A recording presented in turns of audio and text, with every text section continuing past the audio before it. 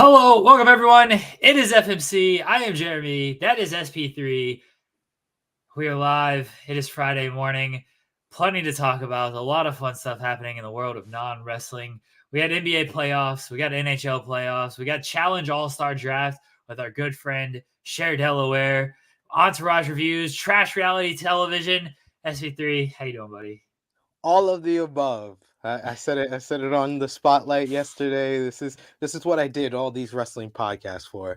Is to spend hour and a half with Jeremy talking about everything except for wrestling. That's what the dream is all about. I appreciate you putting FMC over on the spotlight because yes, that is, as you know, you do a million hours of wrestling content. I don't do as much like videos and stuff, but I'm listening to stuff all day and just covering Yeah. wrestling all day, and it's like I don't want to talk about that all day. So when all of this happened, I was like, SP3, let's just do a basketball podcast, and then we'll spin that off into just whatever we want it to be. But basically, it is non-sports entertainment wrestling stuff, and it's legit one of my favorite shows of the week because I want to get to do it with you, and you're fantastic. And two, it's stuff we don't normally cover, and it's very fun.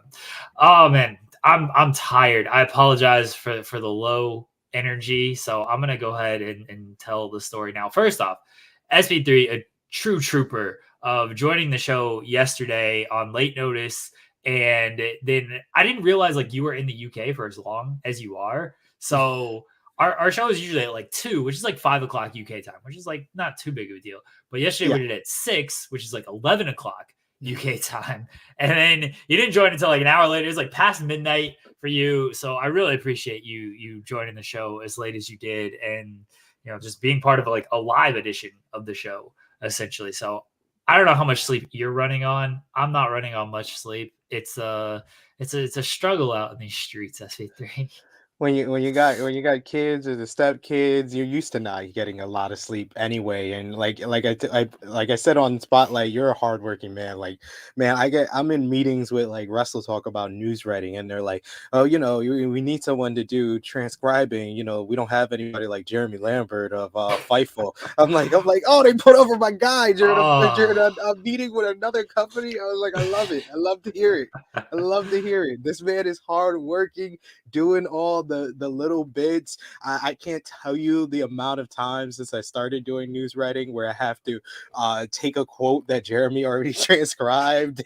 It's just so many different times, and like it makes us talk to each other even more. Like I'm like, hey, this I saw this article and stuff like that. So we're even talking even more. So I love the fact that my new work is allowing me to talk to you more. And like I said on Twitter, you're one of my greatest friends. The best friend term is used too often. So you're one of the greatest friends that I have I out there, you and Jensen. I appreciate that. Tell Wrestle Talk to make me like an offer so I can leverage that with Jimmy. I'm trying to get more money out of this whole ordeal. Joseph's in the chat. I buried James Oh, Harden. I buried James Harden in the title because like, let's be honest, Joseph. James Harden ain't playing too well in these playoffs here.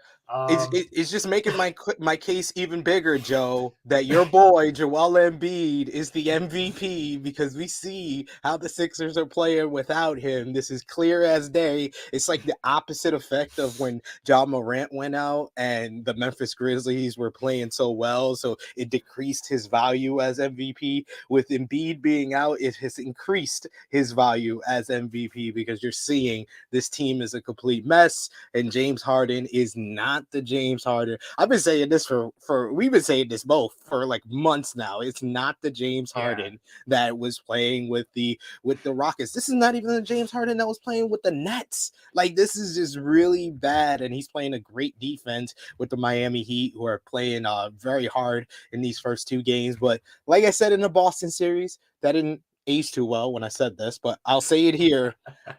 Miami did what they had to do. They won at home. Now the Sixers, they have the home court advantage. They have more of a home court advantage than the Brooklyn does. Brooklyn fans, they just go to see basketball. They're not really there to cheer for the Nets. But the Sixers fans are. They're going to cheer for the Sixers against the Miami Heat. So hopefully that gives James Harden a little bit more, and then Embiid can come back for Game 4. the Sixers fan will like cheer for them, but like there's just a lot of nervous energy in those Sixers games because they know that. I mean, they're used to disappointment and heartbreak, right? They know Doc Rivers is their coach. It's a tough town. They know how James Harden is playing. I saw this stat, and this was before Game 2. Harden has been under 25 points in 11 straight playoff games. That's nuts to me because you're talking first round, 6 games against Toronto. This was before Game 2, and he didn't score over 25 in Game 2, mind you. He was hobbled in the Brooklyn series last year. Like, all right, fine. He didn't crack 25. He was injured trying to play through that injury last season with Brooklyn. But the Toronto series, he had Embiid all series. Like you would think he would just find a way to get 25 in that series when Embiid was the focal point of that offense. Game 1, he was the guy. Game 2, he was the guy. He's just not the guy anymore. I mean, Joseph, I'm sure is being joking here. He's just taking it easy. He'll be getting serious any minute now. I mean, yeah, you might as well start getting serious when you're down 2-0. You know, no sense of urgency until that. The series doesn't start until the team loses at home, right? So this series hasn't technically started yet. It doesn't look good out there, man. He just does not look good. That first step isn't there. He's not drawing as many fouls. Teams just, I mean, Miami can throw like a lot of different looks at him as well, which I'm sure isn't helpful. The offense is like Doc Rivers is trying to play DeAndre Jordan in these offenses, which isn't good either. When they play 5 out, when they go small, it's not terrible. That's actually working well for them when they go small. The Miami nightclub scene does go crazy. That is an issue, honestly. That is an issue. But when they go small, like that's working. The problem is it doesn't stick with it. He goes back to DeAndre, he goes to Paul Reed, and that just ain't working. Like offensively, it ain't working for him. Defensively, they're getting carved up in those lineups. Tybalt, they're playing 5-on-4 offensively when he's out there because Miami does not give a shit what he does out there. I think Maxey should probably have the ball in his hands more, but James Harden ain't. The problem with having Maxey have the ball in his hands more is Harden ain't moving. That man is just going to stand there. So unless somebody's coming off of Harden and creating a wide open 3, it doesn't mean anything. And then if it creates an open 3, Harden just isn't going to shoot it. He's going to, ball stop and then jab step and in and out dribble and then take his step back. It's not great. It's not great. And they're going to pay this man a max 5-year, $350 million deal. And I kind of can't wait for it because Daryl Morey is he's going to go down with James Harden. And good luck, buddy. Good luck. I don't understand it at all. James Harden has just proven he is not that guy. And yeah, you're absolutely right. That Miami nightclub scene, you could tell they're having fun. They're having fun in Miami, not when they're on the court.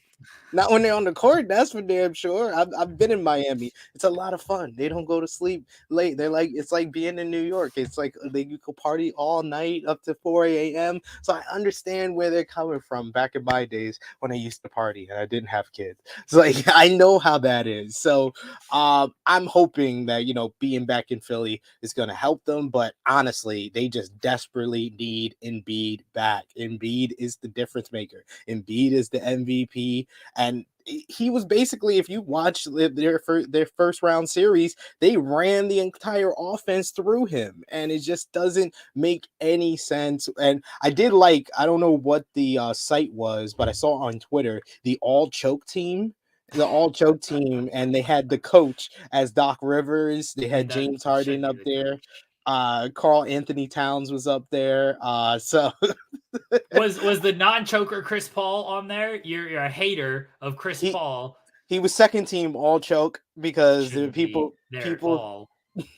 shouldn't be there at all. Have you seen what he has done in these playoffs to these Dallas Mavericks? He's carving he's flopping all around to get fake foul calls. Man, I don't know what the referees have been worried. The referees for the Western Conference have been kind of ridiculous. Like watching back the Memphis and Golden State first 2 games, I'm just like, some of these foul calls are just out there. It was very chippy in game 2 with Draymond Green getting the injured eye and stuff. and the Brooks with the flagrant foul and him getting ejected. We got 2 ejections in that series, and then with Phoenix and Dallas, it's like Dallas is already fighting behind the 8 ball because they're versing the best team in the West, the best team in a lot of people's minds in the whole entire NBA, and then the foul calls ain't going their way because Chris Paul flopping all around. How He's dare you? him and LeBron. They are the How all dare flop you? team. All flop How team. dare They are you? all 5 positions of the all flop team.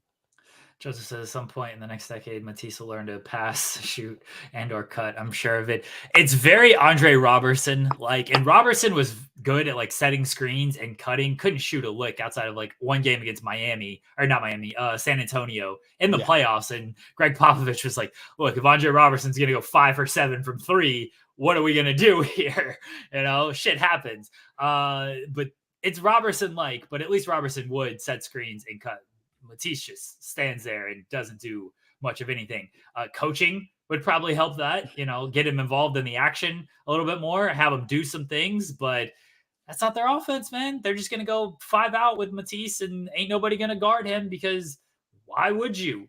It's not good. Doc Rivers, when he said after game 1, like, we like DeAndre, we're sticking with him. The players are like, oh, we got to start DeAndre after they make the run in the first half going small. And then apparently, according to Doc Rivers at halftime, is like, we asked the players, they all wanted to go back to DeAndre. Don't listen to your fucking players then, okay? Don't listen to them because DeAndre Jordan ain't working. Doc Rivers got to be like, you know what? I don't really care what you guys have to say right now. We worked with the small ball lineup. That worked. We aren't going back to DeAndre. I don't understand this love for DeAndre Jordan. I don't Seems like either. he has a nice reputation in the league. Guess he's a nice guy. He's good friends with Kevin Durant. That's why he ended up in Brooklyn. The Clippers literally kidnapped this man to keep him on the team. And this was when he was good, mind you. When he was supposed to sign with Dallas back in Yes. was this 2011, 2012? Literally kidnapped this man to keep him on the team. This was when he was good. Now we're a decade later and he's not good. And yet the Sixers are like, oh, we still got to kidnap him to keep him in the starting lineup. No, you don't. Miami's like, yeah, good. Keep doing this. There's it was the finals, the NBA finals when the Thunder were there. And Scott Brooks just kept starting Kendrick Perkins, even though it wasn't working. And I don't remember which Miami player. It was one of the big 3, though. They're like, yeah, they just kept starting, or maybe it was like Battier. Like they just kept starting Kendrick Perkins. We were like, great, like keep doing this. We love this. Like keep sticking with that. Like don't change that shit at all. It's like the players on the other team knew. They knew that, oh, you're gonna run this guy out here. Awesome, stick with that. And Scott Brooks wouldn't change it. Doc Rivers apparently isn't gonna change it. And Miami or Philadelphia is going to go down with DeAndre Jordan. What a way to go. DeAndre Jordan going down with that ship. It's like, does he think that he has like the Urkel transformation chamber from back in Family Matters and he can get DeAndre Jordan of 10 years ago? Because if it's not DeAndre Jordan of 10 years ago, I think you should realize that this is not the answer, that you should play small against this Miami team. I won't even get into right out, it. Go get Blake. Go get Paul Pierce. They tried Paul Pierce as a small forward. Where's JJ? Yeah. JJ Redick is killing fools on ESPN. Go sign him to a deal. That's great. JJ Redick is for the culture, ladies and gentlemen. We accept him. If we do a racial draft next, I'm choosing JJ Redick with one of my second or third round picks because he told Mad Dog Russo what it was about. I don't like the connotation of what you are saying, and I feel like this is like a whole bigger thing with Draymond Green. And I think I said this on like Twitter after game 1. I was like, yo, that game 1 injection, first of all, I feel like Draymond Green is being, judged based on his reputation. 100%. 100% with that flagrant foul, with a lot of the things he says when he's a very insightful dude, especially if you watch like his podcast, you hear what he has to say on stuff. It's kind of quite ridiculous that that Draymond, that whole flagrant foul, I was just like, no, this is someone getting ejected for their reputation and not for the actual foul at hand. Draymond Green gets such a bad rap, and I was with him. I've been with all the people who have decided to flip off the fans. I was with Kyrie when he did it to Boston. I'm with Draymond when he did it to Memphis. Them cheering him after he got that eye injury was ridiculous in my eyes. The martyr Kyrie Irving. Look, fuck Draymond Green. But he shouldn't have been ejected for that foul. It should have been a flagrant one. That's fine, but it should have been a flagrant two. And yeah, it's completely reputation based. Look, he's earned this reputation. Okay, he completely has. He's kicking my man Steven Adams in the dick, and he's a relatively just overall dirty player throughout his career, doing shit natural body motion when he's flopping around kicking people. Yeah, fuck Draymond Green, but you have to look at the incident at hand. Hi, we got a run in. She ran in. Aww. You're looking all pretty, right? You said hi to Jeremy. There you go. See, she doesn't always say hi to people, so she likes you. That's good. Come on, we got to curse because we're talking about basketball, okay? So you gotta go continue eating your corn dog. Earmuffs. Right? Earmuffs. She doesn't know. She doesn't get that yet, but no, I totally get where you're coming from, but like we agree here. Like Draymond Green, he's kind of the glue of the Golden State Warriors, and I feel like that really hurt them in Game 2. Him being out, having to get stitches for a little bit of that game. Of course, he came back, but they lost Game 1 after he got ejected. What hurt them is Steph Curry and Klay Thompson apparently can't shoot anymore, so that's kind of an issue. I'm used to seeing them make everything, and so when they're just missing like clean looks, it's very surprising to me. I don't think they're washed or anything like that. There's poor shooting nights, whatever it might be. At some point, these threes are gonna go in, and it's gonna lead to a big game. I think probably Game 3. One of these games is not going to be competitive, but I've enjoyed that they have been competitive because I did not expect these games to be as close as they have been. Ja Morant in Game 2 was just on something. I don't know what that man was on, but he just completely took over. He was hitting very difficult shots too. The right-handed floater that he hit over Jordan Poole was insane. When he put Jordan Poole on roller skates and had him go in about 20 different directions as well, that like Ja Morant is absolutely insane right now, just taking over because they don't have much else. Bane is out there with a back injury, hurting. Dylan Brooks got kicked out. Jaren Jackson is like hit and miss, but he fouls out in every single game. Ja Morant taking over, just absolutely nuts. He's been extremely fun to watch. And I mean, he said it to Steph after Game 2. He's like, we're going to have some fun because apparently that's what Steph said to him after Game 1. So I like the gamesmanship between them.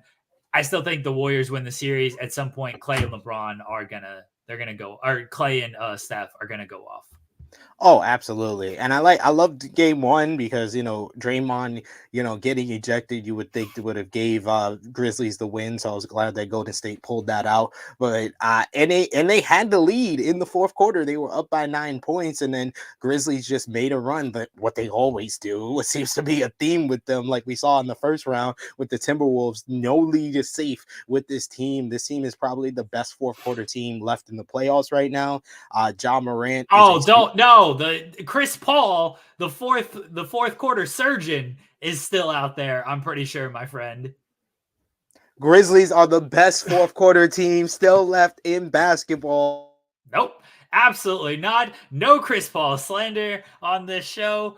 You are trying to slander Chris Paul by saying that the Grizzlies are the better fourth quarter team when Chris Paul is out here just picking everybody apart in the fourth quarter. But how many come from behind wins has the Grizzlies got? We can't give the Grizzlies as a whole credit. You're giving one guy credit. I'm giving a whole 12-man team credit for their work in the fourth quarter. No lead is safe. The Suns, they close out everybody in the fourth quarter, and they've been the best fourth quarter team in the regular season and a lot of the first round. But the Grizzlies came from behind so many different times in the fourth quarter. They came from behind against Golden State in Game 2 with Ja Morant. Man, that one move where he had Jordan Poole on skates and tripping up, that was just, I was like, oh man, that's just too smooth. And dropping 47 points. He had 23 in the first half, 24 in the second half. Ja Morant is a superstar, and he's been proving it in these playoffs, something that we said. We kind of were saying that the question mark in the Western Conference was the Memphis Grizzlies going in, but they have really kind of told us that they're not only here, they're here to stay. They're the one team that, we know that Golden State Warriors, Steph Curry, Klay Thompson, Draymond Green, they're getting up there in age. So their window to win a championship is small. And, the Suns, they have a young core with, Booker, Ayton, Bridges, but they still got Chris Paul, who's still the leader of their team. And that window for them is short with this unit as presently constructed. When you look at the Grizzlies, they have just a young core of guys that are just play really hard, that have that gamesmanship, that talk that trash. They have a lot of charisma to them. The Grizzlies are here to stay. Memphis basketball is here to stay, and I wouldn't be surprised if we are here in a couple of years, if we're still doing this, talking about them winning an NBA championship. It's not going to happen this year, because I still think the Golden State Warriors are going to win this series in 6 games. But, they did their work in game 2. But I think that the Golden State Warriors still have the advantage here because they were able to win one in Memphis. The show's going to be on ESPN Plus in a couple of years. So we're definitely going to be doing this in a couple of years. You heard it here first. I still think the Warriors win the series as well, but it's been really fun watching John Morant just take over late in games. All right, I have a challenge for you, SB3, and if you don't accept, you are a coward. Okay, so our bet was the Suns 4 games. They wouldn't lose 4 games in the Western Conference playoffs in their run to the finals. They've lost 2 so far to the New Orleans Pelicans. They haven't lost yet. There. I haven't lost yet to the Dallas Mavericks. They have not lost at all any game that Devin Booker has started and finished. Undefeated when Devin Booker has started and finished the game. Okay? I feel because of this injury to Booker that essentially lost them the 2 games against the Pelicans. I should get an extra game from you. I should get an extra game, and it should be to 5. They have to lose 5 in the run to the finals, because this injury to Booker is the only reason they've lost 2 games. They would have swept the Pelicans. They're about to sweep the Mavericks, and I think you're a coward if you don't grant me an injury. What's the word I'm looking for? If you don't grant me an injury exception here, okay? I think you're a coward if you don't grant me this injury exception. I love how your rationale to get things that you want is to call people cowards. Yes, exactly. They don't do what you want. They're a coward. Exactly. But you know what?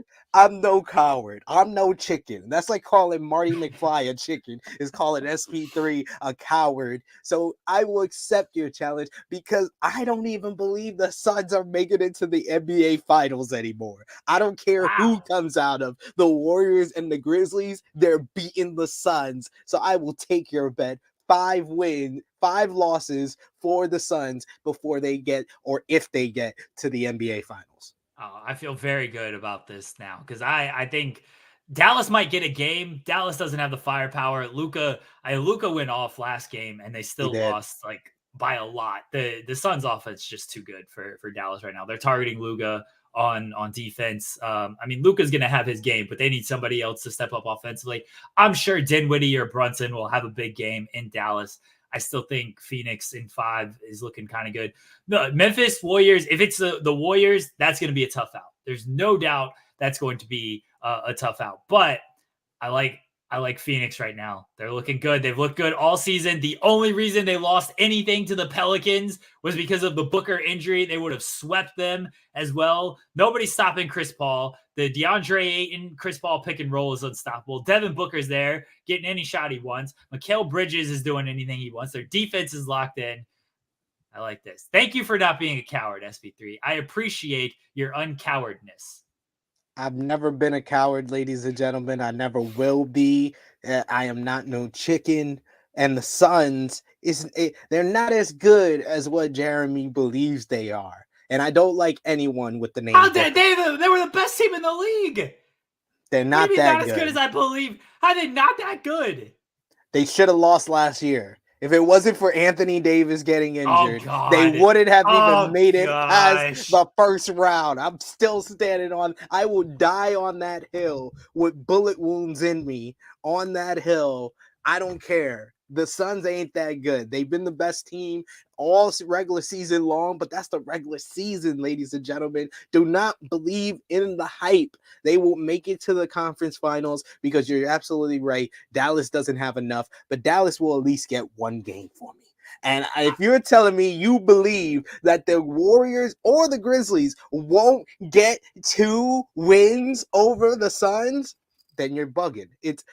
Booker is great. He's a great scorer, but I don't believe him defensively. I don't think he can keep up with Klay Thompson. If he's shooting his threes and he's hitting these threes, he's not going to keep up with him. And Steph Curry is better than Chris Paul, so they got the better backcourt. Draymond Green is the glue. You got Wiggins slam dunking it on people. Man, give me the Warriors in 6 against the Suns. They can lose 2 to the Warriors or the Grizzlies. That's fine. They got to lose 6 total. That is good. Oh, Hannah is here. Cher. Sorry, shoot names. She's walking. She said she just dropped her kids off. Yeah, I'm so sorry. My mom was supposed to take my kids to school and she didn't show up. So you're honestly fine. Like we just kind of figured we would do the draft at some point, but we got to get our basketball talk in. So okay, good. If you want to get ready and stuff. No, I've already been working this morning. Okay. Oh, look at this. This woman, hardworking woman. Always. Do you have any basketball takes, Cher? I have not watched basketball since Jerry Sloan was the coach of the Jazz. Might be the coach again soon with the way. He might just be. Well, he's dead, so probably not. Look, they could use him because Quinn Snyder ain't doing much of anything right now. So, by the way, SP3, you're gonna die on this hill. I was gonna say that Chris Paul, I've seen him. He's an asshole. He will certainly kill you on the hill and then just put a flag in your dead body. So, be willing to die on that hill that the Lakers would have won if Anthony Davis was healthy. Chris Paul doesn't give a fuck about how he murders you. He's going to murder you. Hey, Choke, he's gonna get injured, ladies and gentlemen. Newsflash. We don't wish injuries here on this show, SP3. That is very mean. We should not wish any injuries on people. Okay, we want to see the best players play basketball. Don't wish injuries. It's very mean, SP3. I didn't wish. I'm just saying. I'm going. You're putting it out in the universe. You're like he's gonna get injured. I'm going. Don't put this negative energy out in the universe. I'm just going by what I know. What I know is that Chris Paul usually gets hurt and he chokes. Don't put this negative energy out in the universe, okay? Don't do it. All right, we have the Challenge All Stars. It premieres on Wednesday, right? On Paramount Plus. SB3, Cher, and I have done Challenge podcasts before. We probably should have done them more, but that's on me. We will do them more now because we do this show every single week. And considering this show is not going anywhere, it's going to be on ESPN Plus in a couple of years. We will continue to talk about the challenge every week here on this show. So Cher is always welcome to share in the challenge recaps on this. We're going to do a fantasy draft. This is a stacked season for season 3 as well. Seriously. Absolutely stacked season. Do you have, you said you had a coin. I was going to do the little spin the wheel gimmick. Okay, that's better right, because I don't have my coin handy on me right now. Right, hold on. How you doing, Cher? I am doing well. I had to sleep on the couch last night because one of my children was not feeling well. So I got like 2 hours of sleep after laying flooring in their playroom for 4 hours. And I've been working for 2 hours already. So solid morning. I look like I've got something coming out of my freaking head from the fan behind me. No, it's like a halo. It's a halo. It's a halo. Yeah, it's exactly. Like a halo that's spinning. Yeah. So it's an interesting day. Yeah. I feel like it's been too long since we were able to chat. You're my birthday twin. We're in the same month. Taurus power. Yes. Taurus power out here in the street. Happy birthday to you. Thank you. I just turned 29. Ooh, I'm a baby. You are. You're definitely the youngest of us two old guys that talk about basketball every single week. Yes. Oh no, I have to like restart Chrome to share my screen on this. Oh thing. Jesus! I don't want anybody to think that like I'm lying on on the randomizer. Yeah, SV3 will definitely accuse me of that. Yep. Absolutely. All right, so I'm gonna have to restart Chrome. This show, I'm pretty sure, will continue even if I restart Chrome. So you guys continue, and I'll be back in a second. Okay. Yes. Do your thing. I think that the last time we did a show together was when we did the predictions for. Was it season 2 that we did predictions for, or was it season 1? Yeah, either season 1 or I think we did Challenge 37 for Spies, Lies, and Allies. Because we didn't know who like 90% of the people were. But we pretty much called half of it. We all called CT winning, which seems to be like the theme of the main season. Just call CT winning and you're good. Yeah, I feel like that's just like, CT is going to win at this point. So unless they try to actually eliminate him, or he tries to have the elimination himself, like he did in Total Madness. He's gonna win. And I think everybody is too scared to try to eliminate him, like for the rest of forever. He's gonna be like 70 going out there with no one trying to eliminate him. The reputation, he just has the reputation. They're like, we're not gonna fuck with CT. Like, I know. I also think he's just very fun to be around, and so they're like, we're not gonna eliminate this fun guy who keeps us all sane in this stupid house. All right, everyone sees the randomizer there, so there's no cheating involved. I will hit randomize, and this will be the draft order. We will do a snake order since it's 3 people, and so first, second, third, second, first. Here we go. Cher is the first pick, SP3, and then myself. Oh God! All right. Literally how I wanted it. This is how I wanted it. I was trying to give you the first pick, Cher, because you're our guest. But Jeremy was like, "No, we gotta do a randomizer." So this is I didn't think Cher would want it that way because she's not a coward. She wouldn't just be like, "Oh, thank you, I'm the guest. I will just take the first pick." No, we want to do this fairly and correctly and legitimately, honorably. But the universe wanted it that way. The universe did want it that way, apparently. Very sad. The universe is stupid. So I actually do not know the roster. Oh, hold on. So I have that too. I have that. Okay. Let me share my screen on that. Jeremy's so professional. He's got the draft board. See, there you go. There's the draft board. There's the men and women. You can take anybody from the draft board, but there's the men and women's roster. My sweet Kendall. She's such a sweetheart.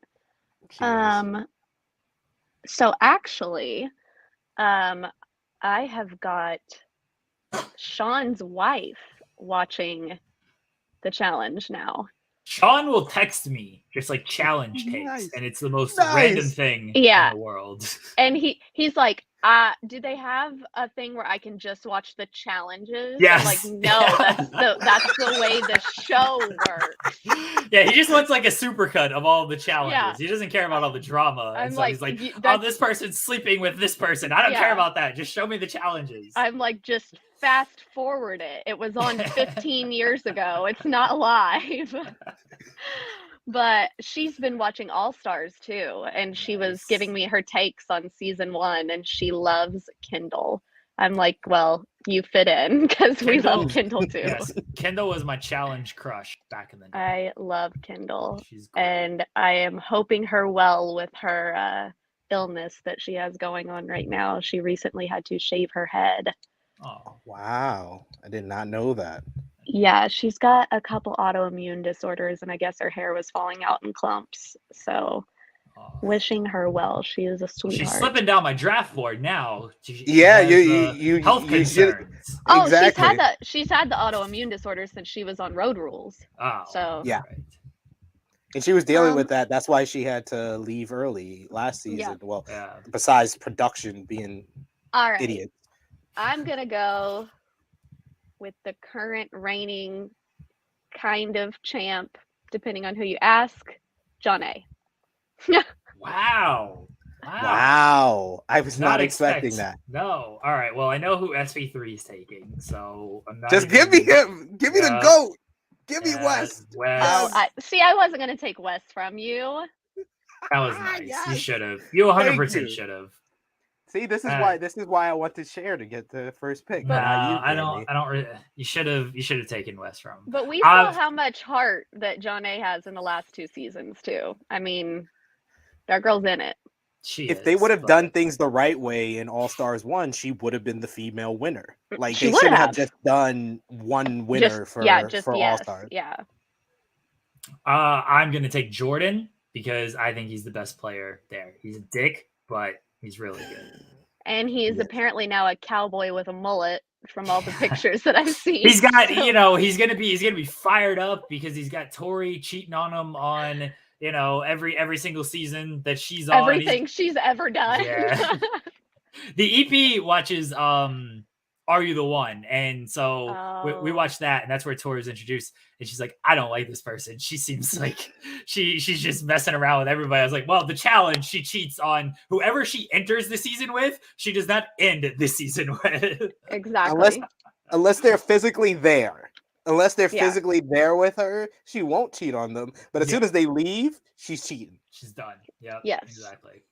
I'm going to go with another male competitor as well because the male side's a little bit stronger than the female side. So I'm gonna load up with the kind of male competitors here because I feel it's a crapshoot on the male side.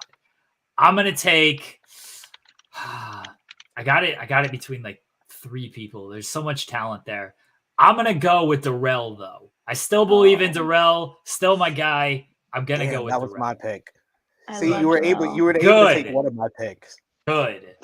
SV3, you're on the board. Or you're Oh man. Yeah. I think I'm gonna go male once again as well because this is probably, I said this last week, this is the most stacked male roster that they've ever had for any challenge, regardless of season, regardless of all stars. So I'm gonna save the palace. Oh no! Hey, I'm going Nehemiah. Oh no! That song was stuck in my head so damn much. Oh my god, me too.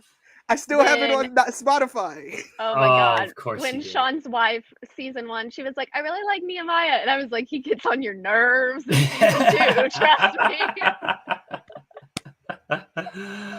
Oh my gosh. All right, so it's my turn. Back-to-back picks, Cher.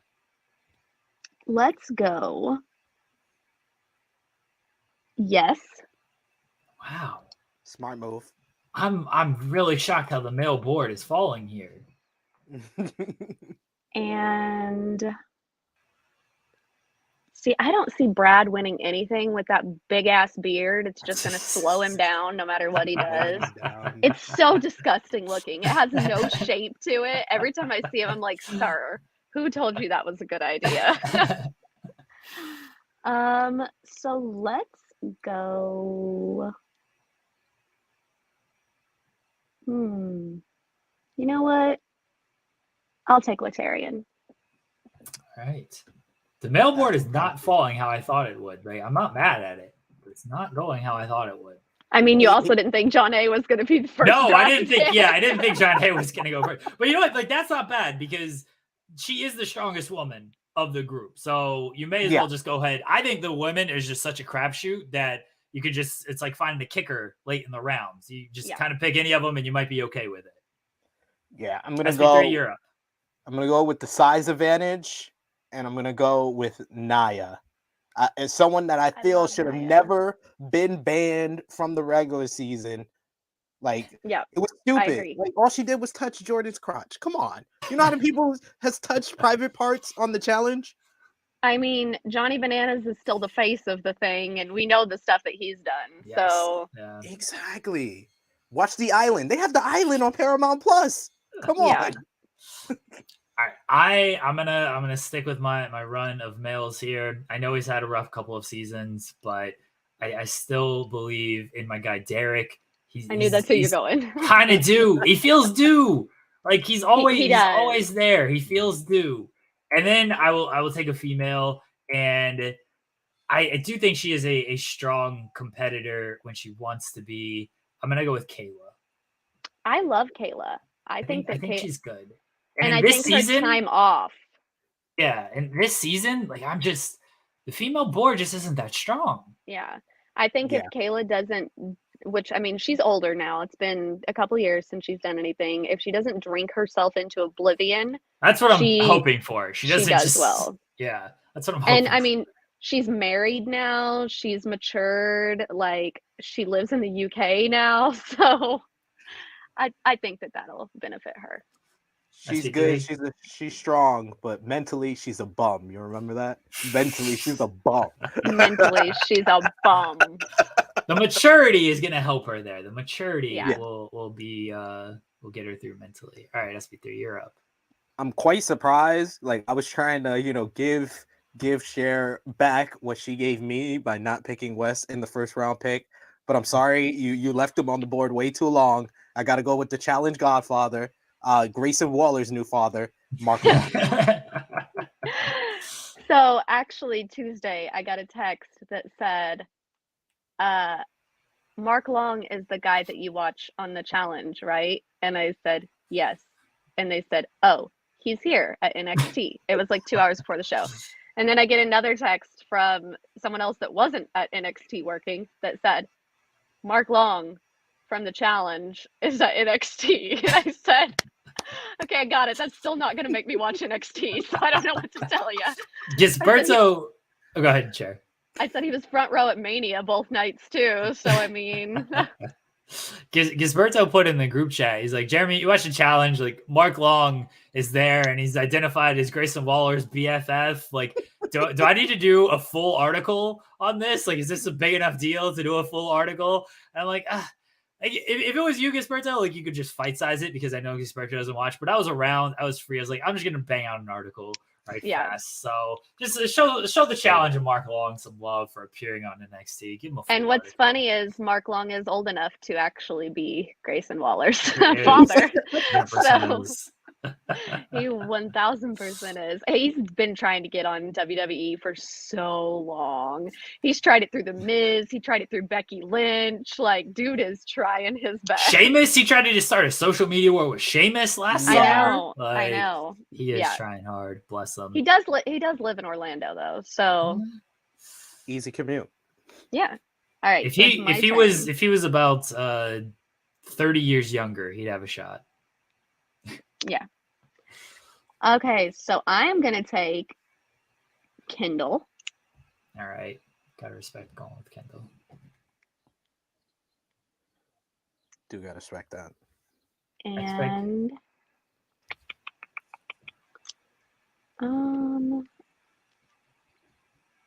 let's go with MJ. Popcorn muscle MJ. Popcorn muscle MJ. Two-time champion. Come on. Never really some cared for respect. MJ. Never really thought he was that good. And now this season, as stacked as this male roster is, I don't give him much of a chance. Yeah, he only got by because he was with John A last season. Like, Yeah. I don't give him much of a chance. That's the one thing that I don't like about All Stars is the pairing with the women, because a lot of times the women are so much weaker than the men, like the women that they cast for the show, because they're not getting the Rachels and the Evelyns and stuff like True. that. So they're like, let's get Sylvia. And I like Sylvia, but when I think All Star, am I thinking, yeah, let's get Sylvia for the show? Like, Yeah. No. So that's been Derek's downfall the last 2 seasons, is that he just keeps getting stuck in that. yeah. SP3. And also his shirts look like Fruit Loops, so that's also why his downfall. I'm gonna go female once again. It's like bare bones at this point. We only have like 3 females picked, and it's bare bones. Any other time, I would go with like Tina, but based on what she did last season, I can't do that this early. No. So I'm gonna go Kellyanne. That's a good choice. Yeah. Choice. Okay. Didn't she get second or She third? I think she tied with John A in All Stars. Yeah. So she did well. Yeah, that was the whole thing from season 1 of All Stars. All the shirts that Derek brought were for Challenge Mania, and they wouldn't let him wear them, so he only had that spring break shirt. So he just had to wear it over and over and over. Oh God, Derek. I'm gonna go with Ronnie. I don't know how well she's gonna perform, but in the past she's performed well on her seasons. So I'm gonna go with She's Ronnie. been on 2 seasons and won them both, I think. Exactly. So Yeah. I like my shot there. And then I'm gonna go.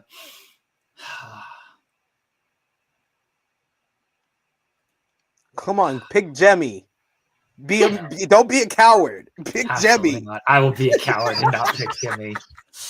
That shit doesn't work on me. I have no problem admitting. I know when to be cowardly on some things, and I will be cowardly on picking Jimmy. All right. We all know Jimmy's ass ain't winning. Yeah. Jimmy's there for a nice little vacation and a good time with some old friends and stuff, and that's it. Come on, her father's on the show. Her season And 1 boo. to get some good tidbits on the commentary. That's what she's there for. Yep. She should just be the narrator. She should just be the narrator for the season because she's really good at that. I ain't going Jimmy at all. Oh man. I almost want to pick Brad, but he sucks. And like Cyrus, I feel like they're just gonna go after him because he's a little bit bigger now and he's older and everything. And Tyler, I don't know. Tyler can be like a decent competitor, but it's such a. And then the females, it's just like he disappointed us last season.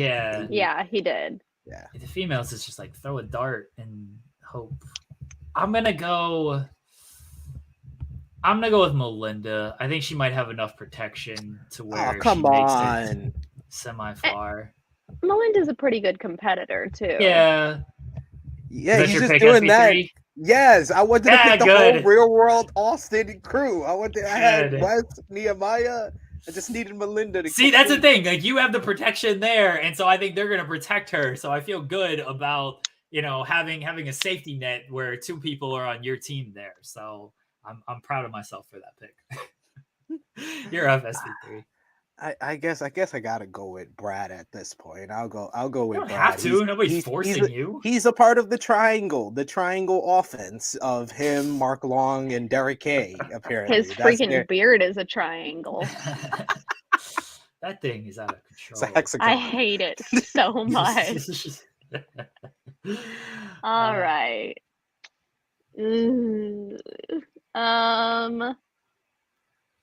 Oh my God. What is this? Throw the dart. Eeny, meeny, miny. You got 2 picks. Go, Tyler. That's fair. That's good. Because what the heck else am I supposed to do? I already talked shit about both Jimmy and Sylvia. We'll go Veronica. Veronica's a good competitor when she wants to be, so we'll go Veronica. She doesn't have CT to carry her through things. That didn't even work. Yeah. Veronica was honestly like I thought about it, but I'm just like, oh man, she's just she's a little bit older now, and I just don't know her motivation to be there. No. Well, yeah, because that season when CT was getting so mad, her motivation was, I'm not going to work out and I'm going to drink. And everybody was like, CT's so mean to her. Like, no, CT wants to win the damn money. He wants to know why he got stuck on this show with someone who doesn't care. Like, and all he said it was the truth about her in Dirty 30, and that created a whole rivalry to put them together on Final Reckoning. It was like, man, these Final Reckoning pairs was awful. Like awful. They're like, one time you unfriended them on Twitter. Yeah, you're rivals. Rivals. Bananas got thrown into the elimination by Tony, who was his best friend for like 5 seasons. They're rivals. Oh my God. Because what was it? Who is it that Devin couldn't make it in time for the start of the season? So that's what they. I really hope that they get Tony on an all-star season. Oh, me too. I think that would be really good. Yeah. I want to see Tony time. He needs to win one on the either all-stars or the main season because he's won. He would definitely have to bring his wife and kids with him so she could keep track of what he's doing. No.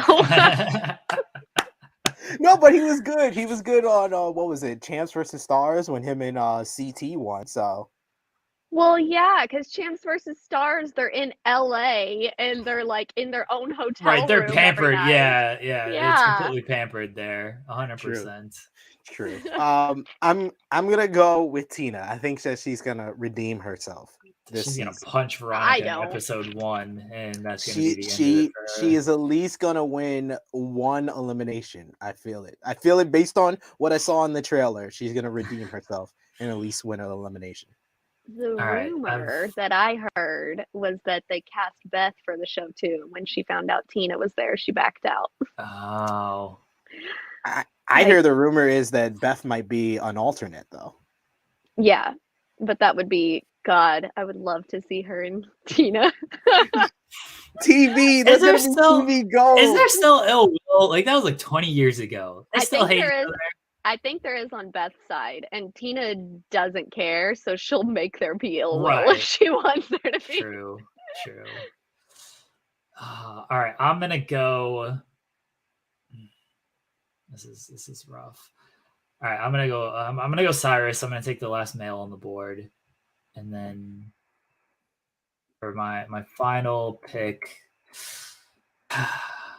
let's go Cynthia. She's at least won something.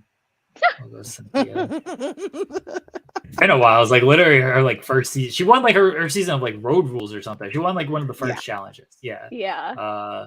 She's won something. She's won something. What? Jimmy hasn't won anything, right? Like Sylvia. No. Oh, Jimmy's been. She's not good. Sylvia's not good. Jimmy was never good. Jimmy wasn't good when she was like 24 on the show and running away crying from Night because he had ketchup coming after her. Like she was never good. That's my phobia. He knows that. That's my phobia. Oh my God. As someone with a sister that has a phobia of mustard, it is so funny to do that. Well, SB3, you get Jimmy or Sylvia, and you're leaving the final one for Cher. Flip a coin. Do you want to flip a coin for this one? I've got to go with Sylvia. At least I've seen. See, she had one of the best eliminations I've ever seen with her in what was her name? In the mud. Vendetta. Yeah, in Vendettas. Yeah. Oh yeah, I know what you're talking about. All right, there's the board. Everybody, feel good about my team. 3, how are you feeling about your team? You got your guy West, so I feel like you should be satisfied with that. Yeah, I'm totally fine with my board. I got 3 of the toughest, the best males, in West, Nehemiah and Mark Long. I got Naya, who I think is gonna impress a bunch of people on this season. My woman, I'm not too confident in Tina and Sylvia, but Kellyanne, she's a strong competitor, so I like my team. Cher, what do you think of your team? You're the first pick. We'll do that. I got Jimmy. Well, you should have taken her first overall. I think that I'm all right. I think I'm okay. I'm just not thrilled that I got Jimmy. She might surprise you. You never know. I am going to another Challenge Mania the day of SummerSlam in Nashville. Are you going to SummerSlam? Yes. It's like a 3-hour drive. Not true. John A., Katie, Jasmine, Derek Chavez, and John Brennan are the guests for that one. Okay. And SP3, they're having one in New York City, actually, in June. Oh. And the guests that they have so far are Mark Long and Rachel Robinson. Oh, already 2 big hitters. And it says they have more special guests to be determined. Give me West. Give me West or CP. Nah. No, but I might have to check that out. I've never been to a Challenge Mania, so I need to pop that cherry. Pop that challenge. It's fun. The only one that CT has ever done was the one that they came to is Tampa or Miami, wherever he lives. He will not travel. They literally had to book one where he was. The champ. He's the GOAT. He's the GOAT. He's taking over that GOAT status. Bananas is no longer the GOAT, in my opinion. I mean, I've always thought CT was better than Bananas anyway. Bananas was just on every damn season, so. All right, I have the draft saved. We will see how this goes throughout the season. What are we putting up stakes wise here? Like what do we do? Oh, God. We gotta have some type of actual. Yeah, we gotta bet have some for this stakes, or thing. like, what was the point? Yeah. Hmm. What do we 'Cause think? we got our PowerPoint for the NBA playoffs. We got that bet already in there. Wait, what is the bet? Oh, the Phoenix Suns, they're gonna make the NBA Finals. It was originally 4 games, but I called SP3 a coward, and I got it bumped to 5 games. So if the Suns lose 5 or less games and make the finals, then I win the bet. And if they lose 6 games or they get eliminated, then I lose the bet. And the loser has to put together a PowerPoint presentation of why the other person's team is good and the other person's MVP candidate should have won MVP. Oh, that's excellent. That's hilarious. So we're doing PowerPoint presentations for our NBA bet. That's fantastic. We got to figure out who is everyone's like least favorite challenge player. This is Jimmy. Let's do a PowerPoint presentation of Jimmy. Yes, the loser. Just gotta say nice things about Jimmy. Whoever's team member gets like the lead actually, I feel like there's people that I dislike seeing on my screen more than Jimmy. I just don't like Jimmy as a competitor. Yes. But like, if you bring back freaking Kara and Polly, I'm going through a wall. I'm done. Like, I loved Kara before she got with him. He's so annoying. So that's what it should be. We each pick. So the I guess 2 people would technically lose. Yeah. So I don't know. Let's unless we could. I think there's going to be a male and a female winner. 2 winners. True. Yeah. Okay. So whoever doesn't have a winner, or whoever, if both of y'all, say if like the people that I picked, 2 of my people win the championship, then both of you have to do like the whole like. I think it should be like 3 minutes where you say nothing but good things about someone you dislike on the challenge. But if like each of us have like a winner of All Stars, then it's just going to be one person. It's just one person. Okay. Yeah, I like that. We can go with that. If JJ will end up watching the replay of this, and JJ always has suggestions. He might come up with something. So if JJ, if you have anything, let us know. But I like that you get 3 minutes to just put over somebody that you're just like, oh man, Cara and Pauly, fucking hell.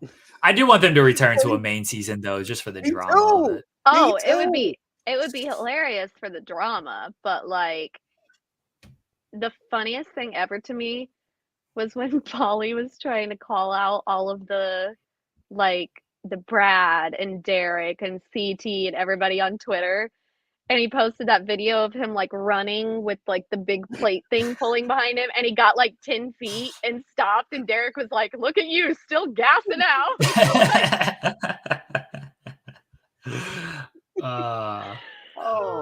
They gotta come back. I want Pauly to come back. He sucks. He's an asshole. He's tremendous reality television though. Yes. Like it's tremendous reality television. So I do hope at some point they come back. So for Cher, it's Cara and Pauly. Who is it for you, Jeremy? I feel like it should be Cara and Pauly for everybody. Like no, I actually am you know me. I'm a heel, so I really enjoy Cara and Pauly. Of course you do. I was rooting for them in War of the Wars too. I was a part of Cara's cult. I'm a member of Cara's cult, so I would not be included in this. For me, it would probably have to be Josh. Oh, that's fair. Josh is fair. Yeah, I despise having Josh on my television. It would eat. You know what? Since Cher picked 2 people in Cara and Pauly, mine would be Josh and Fessy. Okay. Those are also really good options. Mine would be Josh and Fessy. Those are the 2 people I don't want on my challenge screen at all. I wasn't even thinking this morning when I was like getting ready to do this, and I was in the car and I was like, oh my god, they're gonna have already started and I'm gonna be left with Josh. I wasn't thinking it's All Stars. We weren't gonna start the draft without you. Like that wouldn't be very fair. No, wait. Josh, That's what I was oh, thinking. fucking It's hell. just gonna be Josh. Josh is gonna be when we do this for the regular challenge season. Josh will be the Jebby. That's what it's not. It's not Mr. Truly. Irrelevant for like the NFL draft. For now, for our challenge drafts, it's gonna be the Jemmy. Who is the Or like Jemmy? at least Jimmy is like funny. Like Josh Yes. is just Josh doesn't do annoying. shit. Yeah. He's horrible. He's horrible. All right. The season starts on Wednesday. We will continue to check in on how our fantasy teams are doing. Cher will join us when she doesn't have a life and can pop in. Do you want to plug anything, Cher? No, I'll Okay. probably delete my Twitter again in like 2 days. So No, don't do that. don't follow me. EP and I were very worried about you when we saw She that. texts me. Yeah, I know she reached out. I just run everything through her. I was like, yeah, you message her and let me know how things are going. Oh yeah, I had a bunch of people messaging me, and I was like, just message Sean. Usually, like sometimes I will just like message Sean, be like, hey, is everything good? But I know you and her talk about like some nonsense, like Sex in the City, or I don't know what Yeah. you guys are messaging about. But I was like, Yeah. yeah, just message her and just let me know how things are going. We'll see you at the wedding. The wedding's in September, October. We'll see both you guys there, right? Give me Check a out date. Harlem. Check out the show Harlem. What? It's like the black Sex in the City. No. Oh, I don't will. want to watch the I white will. Sex in the City. I don't want to watch any version of Sex in the City. All right. I don't want to do that at all. All right. Thank you, Cher. We'll see you next week. Bye, Cher. Bye. All right. I guess I'm the link to Caden now because we're going to do 2 minutes of hockey talk. We're called the penalty box. I'm actually going to give Caden more time. Nice. We need a graphic. We need graphics for this. If I wasn't so like lazy or just not necessarily lazy, busy on different stuff, and just like I had just more time to do stuff like this, I really do want to like overhaul a bunch of graphics for like this show, for Pillar to Post as well. Like I do want to do a lot of that stuff. I just, one, I'm not great at it, and two, it's just a matter of like finding the time to do it, and I don't have a lot of that time, so I just don't do No it. worries. I know exactly the man to call. I put him over enough, so I won't say good things about him, but I'll ask Romeo. I'll say, can you make this a graphic for FMC? And then it's going to be Challenge Talk. Challenge, yeah, okay. Our different segments, Challenge Talk, the penalty box where we talk about NHL. Because the main format is we're going to be talking about basketball until the season ends. Yes. And then when we get into the NBA, the NBA never really stops. Yeah, it doesn't. Yeah, it doesn't. The off season is the most. I would say that's the one thing the NBA is the leader at when it comes to off season. There's no other sport that's better than the NBA. There's always so much drama with that. The EP always jokes about. She's like, they don't take breaks. Like the NBA just, I swear, there's games on because like there's summer league as well. So like there is like games on during that, and she's like, they don't take breaks at all. Like I'm like, oh no, the season ends at this time of the finals. Like nope, you're lying to me. Like there's always basketball, and everyone's always talking about basketball. She just thinks that like no, the NBA just continues, and it kind of is true because the offseason is just as wild as the regular season. It is. Caden is here for the penalty box. Caden, you messaged me last night in the middle of the game, mind you, so I didn't respond. Like you're like, I'm gonna have good things to say about Colorado. I'm like, Caden, this is what I'm thinking in my head. I'm like, it's a 1-1 game. We have not even won this game yet. Like this could be a 1-1 series by the time you come on tomorrow. It's not, fortunately, but every team has played 2 games. A lot of 1-1 series. The only series that's not 1-1 is Colorado and Carolina. What have been your impressions of the first 2 games of every series? So overall, a lot of the series that have gone 1-1 have been very, like, both of those games have been incredibly lopsided, which is really weird. I've never seen, like, this type where it's, like, 5-1 and then it's 5-1 the next game for the complete other team. Yeah. But the matchups have been really fun, really fast-paced. The only games that have been really boring are Dallas and Calgary. But the Panthers and Capitals has been a really fun series. Everyone knew Tampa and Toronto would be fun, and it has. I just wish the games were a little closer. Hurricanes and Bruins. Hurricanes are just dominating. A little bit of a boring series there. The Avs and the Predators. Talking about your Avs a little bit. They are completely dominant. I think right now they're my favorite to win the Cup. No, they're going to blow it. like they just got goalied last night by Connor Ingram, who like played his third ever NHL game. Like I think he's only played 2 or 3 other games in his career, something like that. He started. I think he started 4 games or he had a record of 4 games in the regular season. Mm-hmm. He came in relief in game 1, and then he started last night. I'm gonna tell the whole Avs story of last night and just my roller coaster of emotions that I went through. But the Avs are gonna end up blowing this. I haven't liked that the games have been competitive. Like it's just been blowouts. Like it's cool that the series are 1-1 and hopefully we can get some competitive games out of it. But there's been so many blowouts. It's been very annoying that like Pittsburgh and New York game 1, that went to overtime. So that was a great game. Mm-hmm. That went to 3 overtimes actually. Like that was a really, really fun game because overtime hockey. It's so great. SP3, I tried to tell you it was in overtime. You should watch it. I did not realize you were in the UK, so it was like 5 a.m. When I woke up in the morning, I'm like, oh, Jeremy tagged me. I guess it's me that just went into overtime, but I was asleep. Yes, I was trying to get you to watch it. I did not realize you were in the UK as long as you were, so I was like, oh, cool. Maybe he'll tune in and watch this thing. And then once I realized that, I was like, oh yeah, it's like 4 a.m. for him. There ain't no way he's watching this shit. So that makes sense. But yeah, it went to overtime. Like that was a good game. Panthers Capitals game 1 was good. Like the rest of these games just haven't been. Calgary and Dallas has just been boring hockey. Like some 1-0 games and 2-0 games can be exciting. These games have not been exciting at all. Yeah, the style of play of both of those teams is just like Dallas plays the trap. That's like they're just known as just getting into the defensive zone, buckling down because they cannot score. That team cannot score to save their lives. And Calgary is like, I like Calgary. They're a fun team. I have them number 2 right now as my favorites to win the cup, but they play that boring, hard-hitting style of hockey, mainly because Daryl Sutter's their coach, and that's what he's known for. Yes. Yeah.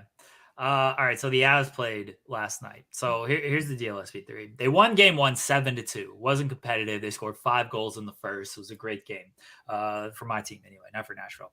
So they chased the starting goalie, Nashville starting goalie, who's like top 5 goalie in the league, got injured, not playing in this series most likely.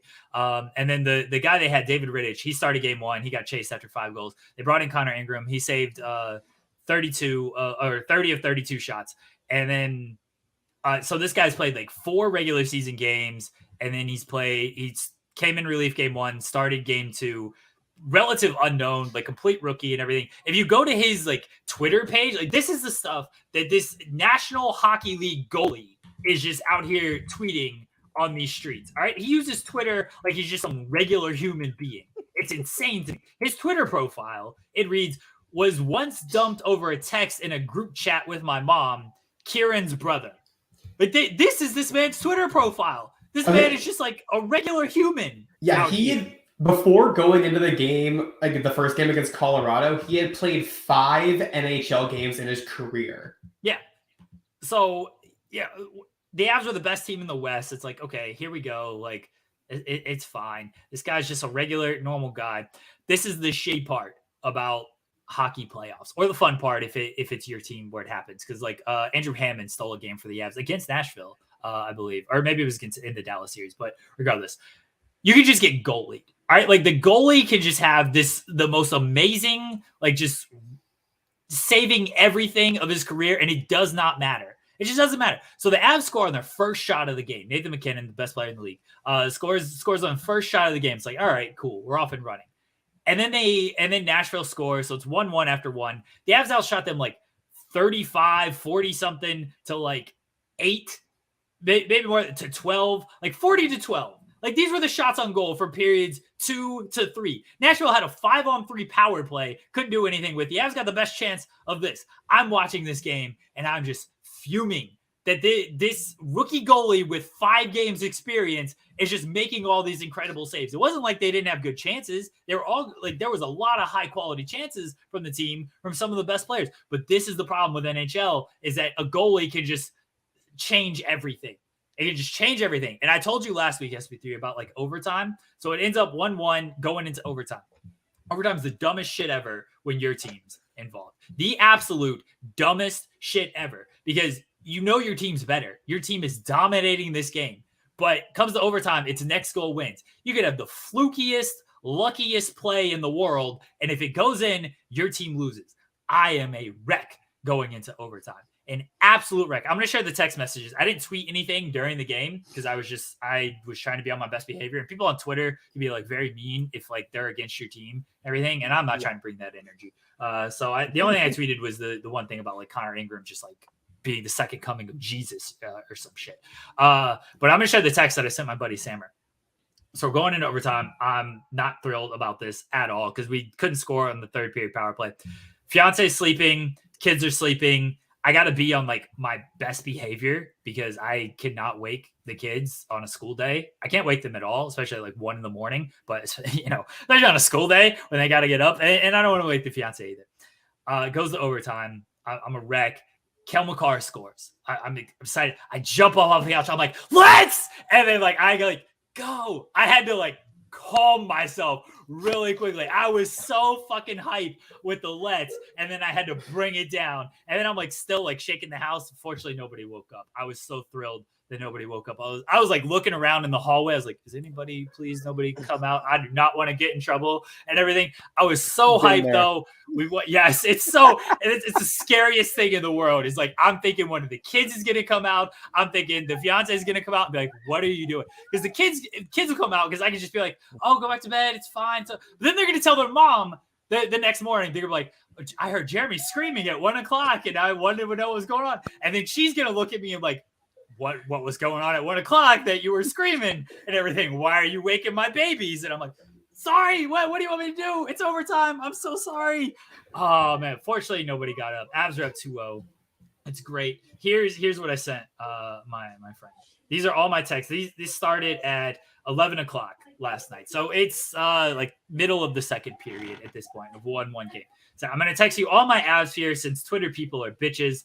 Some dude with 4 career games is a wall and goal. They're going to lose to a third string unknown. This is dumb. 0 for 3 on the power play in the second. Basically lost in this game. I'm a fountain of optimism, as you can see. A stupid rule leads to a stupid penalty, and now they're going to lose in the third. They got a goal overturned, which pissed me off. It was like the right call, but it was also just very dumb because he got knocked into the goalie and like held there. It's honestly a dumb challenge because it was never going to stand, but it's still a stupid rule, and counting it as a penalty is stupid. Now the refs are just giving the Nashville a game with another penalty. A rookie fucking goalie. I quit. Hockey is fucking stupid. Fuck overtime. Never in doubt. That was my string of text to my friend last night. That is how I get, everybody. All right? That is how I get when I'm texting my friend. Bravo. That's quite impressive. I hate this sport so much. I absolutely hate it. I can't stand it. It's just horrible. But the Avs won. I'm very happy. We'll still lose this series. We'll find a way to lose this series. Plus Kel McCarr. That's all I got. Kel McCarr is a beast. He's another beast. He's insane. He's absolutely insane. Caden, do you have anything else on the NHL playoffs? I hope the games are better tonight. I hope so. Tampa, Toronto, we got another game of that. Like the good thing is that those games haven't gotten scoring until the second period. So at least like the first periods are super exciting. And it's still like, I'm still having a lot of fun. I tweeted last night in the SGS community that I had been watching hockey for I think 5.5 hours last night. I watched every single game and I did not take a break at intermission. Intermission hit and I went to the next one. So that's the way to do it. Like they stagger the games, which is great. So you can just once the intermission is there, you can just go right to the next one. It's great. Yeah. I love it. I just want the games to be more competitive because a lot of them by the second, third period, it's over. It's like, all right, well, now I'm just waiting for the next set of games to start. That's what I'm hoping they get a little bit more competitive. That's the only thing I'm asking for. Yeah. Kedan, do you want to plug anything? Yeah, 10 Count Wrestling on YouTube and Spotify. There you go. Check it out. Kedan will be back next week for the penalty box. More hockey talk. SB3 at some point, probably once he gets back to America because the time zone stuff is going to be tough. He's going to watch some hockey. Do they have earlier games on the weekends? The weekends, yes. They will have earlier games on the weekends. Okay. Like the Avs play at like 4:30 my time tomorrow night. Tomorrow. It would have been nice to kind of watch something because I don't know what was up with the NBA not having any games. That was so stupid. Yeah. No games last night. That was awful. that was so weird for me. So yeah, I'm gonna get into the NHL eventually for sure. We're gonna turn SP3 into somewhat of a hockey fan. Just one overtime game. You're gonna love And Caden, we're getting I'm gonna get my graphics guy on a penalty box graphic. so you have a real intro for the show. There we go. Caden, we appreciate you. We'll talk to you next week, buddy. See you guys. See ya. Dude, last night, I mean, you heard my text message. I was going through it, man. These playoffs, I go through it. You know when at least you don't have to deal with the Thunder also in the playoffs at the same time. I told my Game 7 horror stories last time, but like, you know when your team's like the favorite, it's so much worse because you're just like expected to win these games. And that's why like when your team just gets goal lead, when it's like you outplay the shit out of them. Like you completely outplay them, but if you can't score, it doesn't matter. It's the worst feeling in the world. I've grown up a Yankees and a Lakers fan, so I know how it is to be the favorite and then blow it. I still am scarred from when I was 16 years old and the Lakers lost to the Pistons in the NBA Finals. I still remember. I'm man enough to admit I cried and I had one of my cousins just making fun of me the whole time. And then I went home and I'm like, oh, I don't have to deal with anybody making fun of me. And my stepdad made fun of me. And my stepdad was a Knicks fan and he made fun of me. He has no room to talk. Exactly. Oh man, that was like the worst time to be a Lakers fan in my opinion. Even worse than not making the playoffs was going to the NBA Finals and losing to that Pistons team. Anything else, SP3? Did you watch Entourage? We can do a quick Entourage review. I know you don't have the Grassy dude, but I would like to wrap up because I need to listen to interviews before I get yelled at. Yes, I need a break because we are going to go live on True Hill Heat because our guys that do the Impact watch along and previews didn't do the preview for Under Siege. So me and Romeo got to go live at 11:30 Eastern time over there. No, 11 a.m. Eastern time over there. First, before we get into Entourage, I know you did. I think you told me you watched the UK Circle, right? Yes. Yeah, it's been a while. But so me and wifey have just started it. We finished season 1, which pissed me off beyond belief. The fact that the catfish. And he was horrible at being a catfish. The catfish won not only just the regular circle, because Freddie, who is probably one of the best people they've ever had on the circle, whether it be Freddie in the UK or America. Freddie was just so out there, so loud, and he was just hilarious television. The fact that he kind of set the trend with giving everybody 1-star ratings. So then, like, watching that made me realize why they went to the ranking of 1 through 7, because that you could totally mess up the whole system by giving everybody 1 stars with that type of rating system. So I understand why they did that. But yeah, that dude was thank you, Katie. That dude was a terrible catfish. That dude was a terrible catfish. Everybody except for Dan, who I was just like, yo, I really like you, Dan, but why don't you realize that the person that you like the most is a catfish? Everybody's telling you this person is a catfish and you just don't realize it. And then they won the regular circle, and then they won the viewers' choice, the viewers' vote. I was like, what is up with people in the UK? I'm staying in the UK right now, and I'm just like, what is wrong with these people? How did they vote for the catfish? Should have voted for Dan, should have voted for Sean. I was just so annoyed by that. I literally didn't want to watch season 2 for a couple of days because I was so upset at that the fact that the catfish, a horrible catfish, got 75,000 pound. And then the second season, I actually like it a little bit more because they've done the 1 through 7 change. And Tim, do you remember Tim from season 2? That's the old guy. Yes. The old guy. Yes. Oh yeah. He's great. Wifey is like, she was like, he reminds me of Robin Williams, but I love him. I love him so much. I was like, yes, he's the best one. I couldn't remember what season he was on, but I was gonna bring him up. I couldn't remember his name because I watched this. It's been at least like 4 years or so. But yeah, it's been a while since I watched it. But yeah, I was gonna bring him up. I was like, you're gonna love this dude. If you don't love this dude, something's just wrong because he's so great. Yeah, Robin Williams is a good shout. Yes, because literally wifey said that, and then I think one of the games they played was like, oh, what's your party trick? And he was like, my party trick is I can channel Robin Williams. I marked out. I was like, oh my god, he even does a really good Robin Williams impersonation. I like him. I like Woody, the son of Fat Boy Slim. Yes, I like him. yeah. He's a really nice kid. I like him.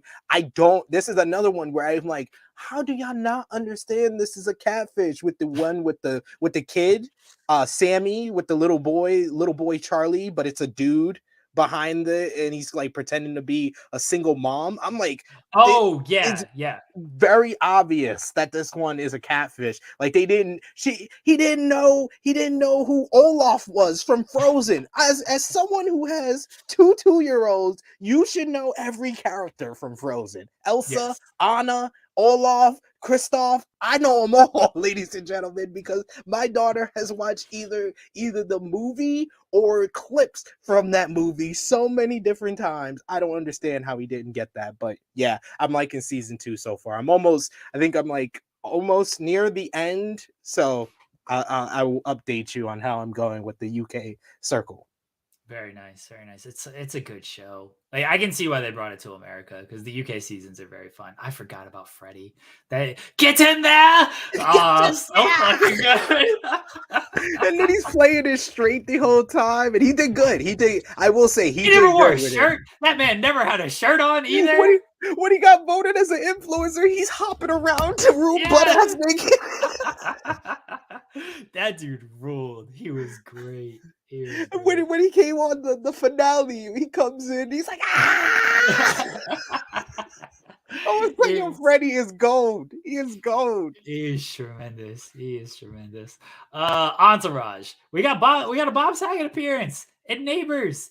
We had Bob Saget there, and Vince for some reason didn't know who he was, but Bob Saget's fucking the mistresses. Any of you Xbox guys?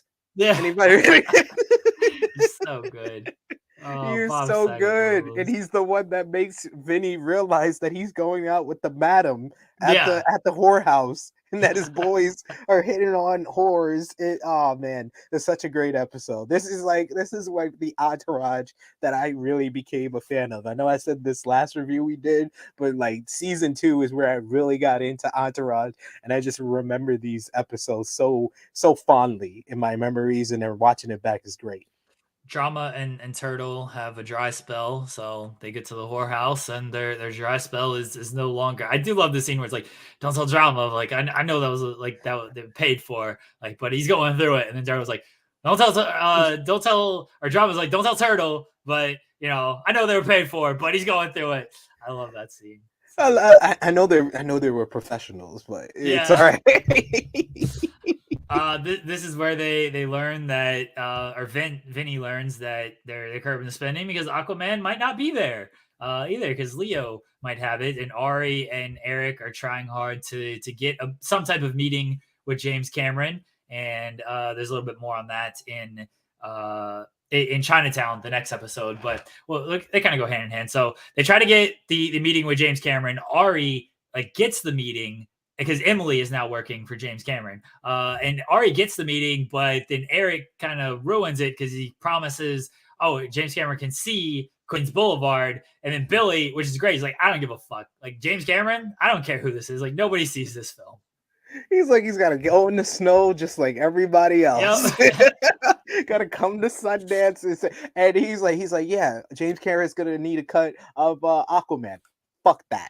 That's his response. I died laughing. I was like, this is so Billy. And then Billy's meeting up with one of the whores from the whorehouse at the bar, if you notice. Yes. And she says, hey, neighbor, to Eric. Billy Walsh is so great. He's one of my favorite characters. He rules. He absolutely rules. The scene where Ari goes to pick up his kid just to run into Dana to get the confirmation of what's going on with James Cameron, and Mrs. Ari is like, oh, it's so good. You want to do, you're here to pick up your daughter and be with everything. And he picks up the daughter and everything. He's like, oh, good. He's like, Dana Gordon. He just throws her off to the side. Like, Ari, you're vile. You are vile. Dana Gordon, give me a call back. Oh man, so good. So there's no money coming in, and so they do a film or they do a commercial for a Chinese commercial for an energy drink, which I think is like all they sell in China based on that's all actors like sell. They do like the deodorant commercials, the energy drink commercials. You just see all these like commercials that end up making their way to America of like these big stars like doing these commercials in Japan and everything, just selling like energy drinks and deodorants. I swear that's all. But apparently they get paid well based on this. This is like $500,000 to do this shoot, and he gets to fuck the fighting teacher as well. Who gives Drama the business, just gave Yes. him the business real quick, and then Drama got into the commercial. That was the best part of the ending when they show the actual commercial is Drama. And what was the other part was the Xbox tournament that Turtle was in, and they tell him that he can't smoke weed because they do a drug test, and he comes with the piss. Yes, he has the biz, but the lady's like, you know, we're an Xbox gaming tournament. Like, we'd be shut down if we didn't allow people to like smoke. We wouldn't make anything if we drug tested people. And then he gets the shit kicked out of him by the little kid, which is fantastic. He tries to show him respect, and he just like totally shuns him off. And he's like, "Thanks, fat boy." Thanks, fat boy.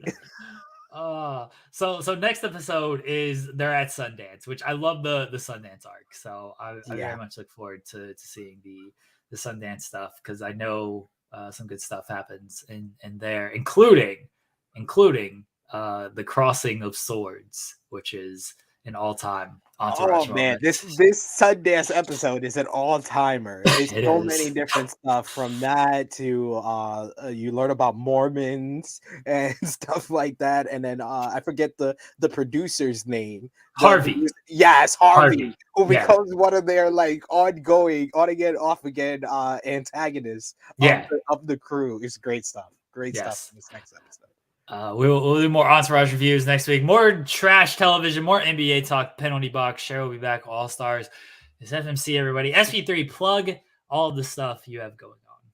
Well, going live at, I just got another message here at 11. Yes, I guess 11. 11 a.m. Eastern time for True Hill Heat. We're going to be doing a quick little preview of Impact Wrestling Under Siege. Got a couple of great matches on that. Josh Alexander, Tomohiro Ishii. So check that out on the True Hill Heat YouTube channel and True Hill SP3 for all my other stuff. There you go. SP3 is a busy man. Yeah, we'll be back next week, everybody. And that's it. Appreciate y'all. Thank you for the love and the support. We'll catch y'all next week.